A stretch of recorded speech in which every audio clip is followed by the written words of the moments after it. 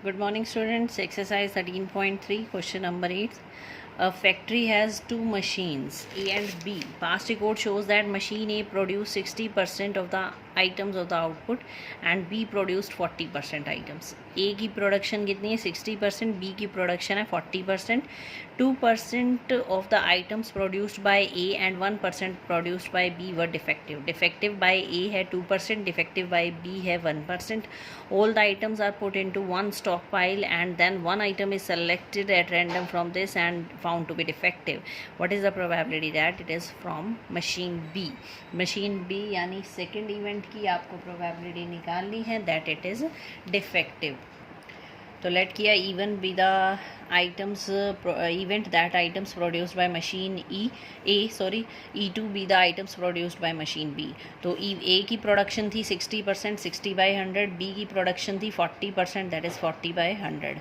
Items defective A/E1. A को मान लिया आइटम्स आर डिफेक्टिव. A/E1 का मतलब defective from machine A, that is 2% it is given, and defective from machine B, that is 1% it is given. So you have to find the probability that defective comes from machine B. B means you have to find E2 by A. P of E2, P of A by E2. नीचे आ जाएगी total probability E1 A by E1 plus P of E2 A by E2. Values are given here. We can put it and we get the answer. Question number 9. Two groups are competing for the position on the board of directors of a corporation. The probabilities that the first and second groups will win are 0.6 and 0.4. First group win करे उसकी probability है 0.6 and second win करे उसकी probability है 0.4. तो E1 event मान ली that first group is selected, E2 event मान ली सेकेंड ग्रुप इज सेलेक्टेड. तो P ऑफ E1 हो गया फर्स्ट ग्रुप की विनिंग की 0.6 एंड सेकेंड ग्रुप की 0.4. Further, if the first group wins, then the probability of introducing a new product is 0.7 and corresponding probability is 0.3 if second group wins. तो नया product जो है वो इंट्रोड्यूस करेंगे तो वो हमने ए मान लिया. Let A be the event that new product is introduced. तो ए बाई E1 का मतलब क्या है, new product introduced. E1 means when first group is selected it is given 0.7 and A by E2 means new product is introduced when second group is selected it is also given 0.3. Find the probability that new product introduced by the second group. Second group means you have to find P of E2 by A. P of E2, P of A by E2 divided by P of E1 into P of A by E1 plus P of E2, P of A by E2. ये values आपको put करनी है. आपको probability निकालनी थी P of E2 by A, that is product produced by the second group. तो second के ऊपर आ जाएगी, नीचे आ जाएगी total probability. Question number 10. Suppose a girl throws a die.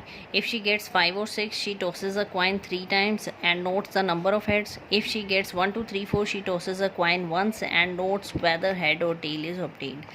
तो क्वेश्चन क्या है, एक डाई थ्रो की गई है जिसमें दो चांसेस हैं, या तो 5, 6 आएंगे तो उसमें तो कॉइन को 3 टाइम टॉस किया जाएगा, और 1, 2, 3, 4 आएंगे तो कॉइन को सिंगल टाइम टॉस किया जाएगा. तो दो इवेंट माननी पड़ेंगी. Let E1 be the event that girls get 5 और 6 on throwing a single die and E2 be the event that girls get 1, 2, 3, 4 on throwing a die. तो 5, 6 की प्रोबेबिलिटी क्या हो जाएगी, टोटल 6 होते हैं डाइस में एलिमेंट्स, 5, 6 2 एलिमेंट हो गए 2/6. E2 की प्रोबेबिलिटी क्या हो जाएगी 1, 2, 3, 4 एलिमेंट्स हैं, टोटल होते हैं 6, 4/6 दैट इज़ 2/3. तो ये आ गया E1, ये आ गया E2, 5, 6 की और 1, 2, 3, 4 की. नेक्स्ट है find the probability that if she obtained exactly 1 head. तो हमें ए इवेंट क्या माननी पड़ेगी, एग्जैक्टली 1 हेड अकर, सिर्फ एक ही हेड आएगा, ये ए मानेंगे हम. If she obtained exactly 1 head, what is the probability that she threw 1, 2, 3, 4 with the die? Means you have to find the probability of E2 by A. तो A by E2 निकालते हैं पहले. A का मतलब क्या है, exactly 1 head occurs. E1 का मतलब है उसने 5, 6 थ्रो किया था. तो 5, 6 आने के बाद क्या था, कॉइन टॉस 3 टाइम्स. 3 टाइम्स का मतलब HHT, ये केसेस बन जाएंगे आपके टोटल 8.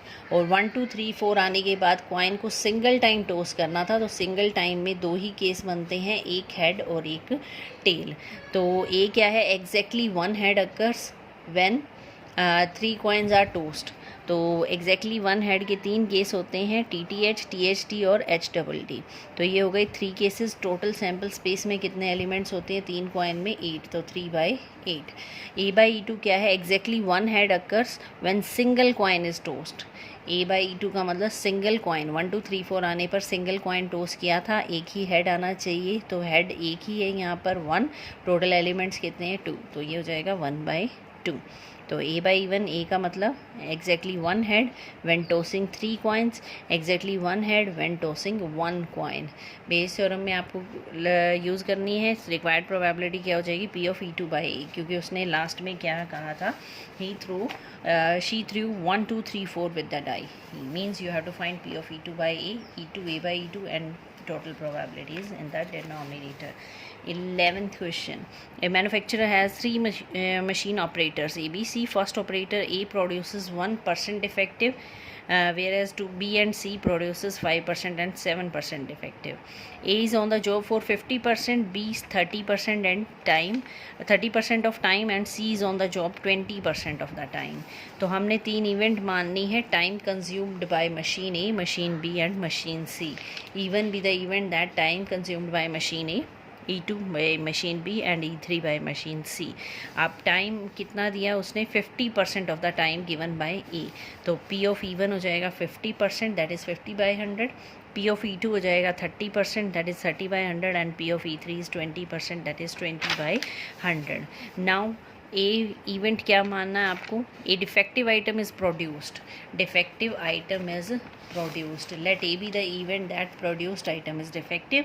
A/E1 क्या हो जाएगा? Defective item produced by E। तो डिफेक्टिव आइटम कितने थे? Produced by is 1%, that is 1/100। Defective item produced by B, that is 5%, 5/100, and by C is 7%, that is 7/100। But we have to find what is the probability that it is produced by A. Produced by A means you have to find P(E1)/A. E1 A/E1, नीचे आ जाएगी total probability E1 A/E1, E2 A/E2 plus E3 A/E3. Next question number 12. A card from 52 cards is lost.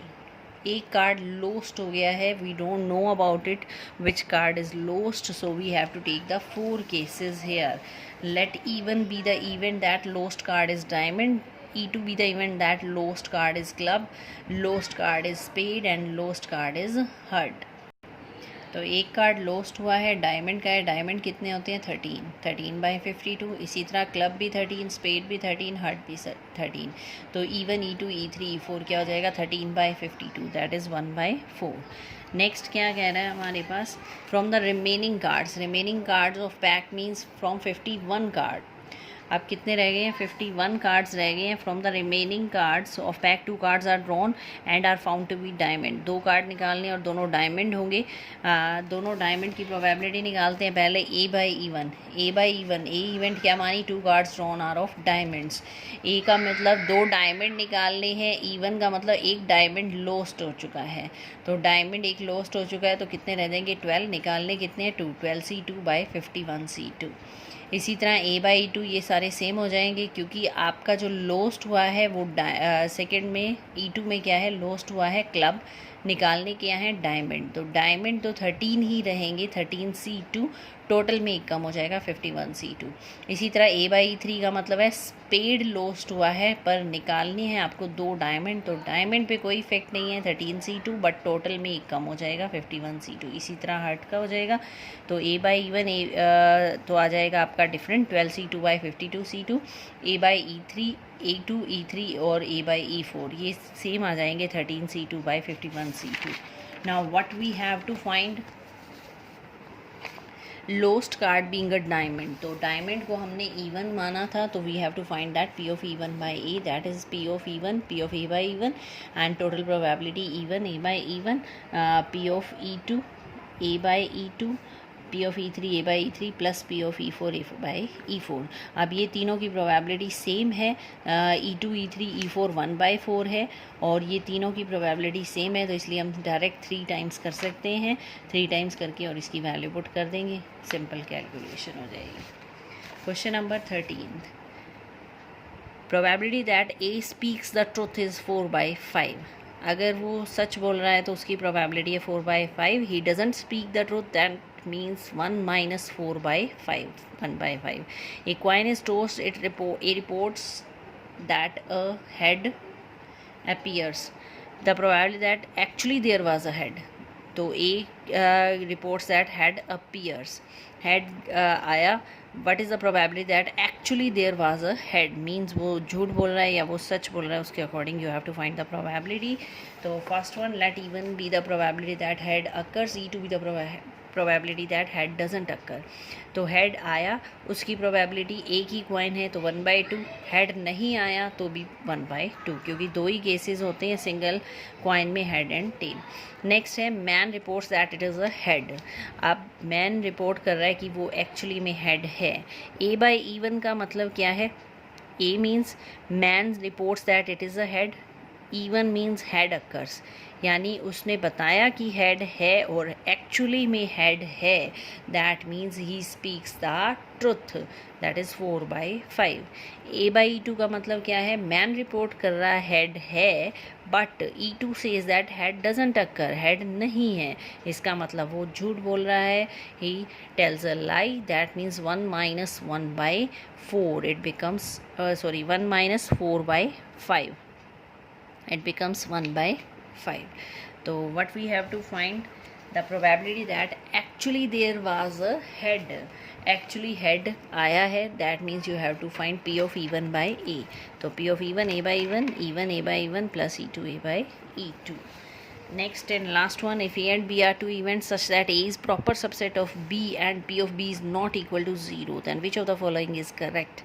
A/B, B/A होगा, less than P of A होगा, greater than equal to P of A होगा, या none of these होगा. तो given क्या है आपको? A is proper subset of B. A is proper subset of B means A is contained in B. अगर A B में contained है तो इन दोनों की अगर आप इंटरसेक्शन निकालेंगे तो क्या बन जाएगी? A intersection B is equal to A. It is given that P of B is not equal to 0. Now we will find A/B. What is the formula for P of A/B? That is P of A intersection B by P of B. A intersection B किसके equal है? A के equal है, क्योंकि ये contained है इसके अंदर. P of A by P of B बन गया, यानी फर्स्ट ऑप्शन तो आ नहीं सकती, वो थी B/A. अब A/B बन गया P of A by P of B. P of B 0 नहीं है, इसका मतलब P ऑफ B की भी कोई ना कोई वैल्यू होगी, तो P of A by B क्या हो जाएगा? Less than 1. ये लेस देन 1 रहेगा क्योंकि प्रोबेबिलिटी वैसे ही 0 और 1 के बीच में लाई करती है, तो 1 से बड़ी तो वैसे ही नहीं हो सकती. तो P ऑफ A क्या हो जाएगा आपका? Less than P of B. Cross कर देंगे. P of A P of B से छोटा है. P of A by B क्या निकाला था हमने? P of A by P of B. अब इसमें क्या कह रहा है? P ऑफ A जो है वो P ऑफ B से लेस है, यानी जो न्यूमिनेटर है वो डिनोमिनेटर से लेस है. इसका मतलब P of A by B की वैल्यू क्या हो जाएगी? It should be greater than equal to P of A, यानी ये वैल्यू P ऑफ A से बड़ी रहेगी, क्योंकि P ऑफ A जो है P ऑफ B से लेस है.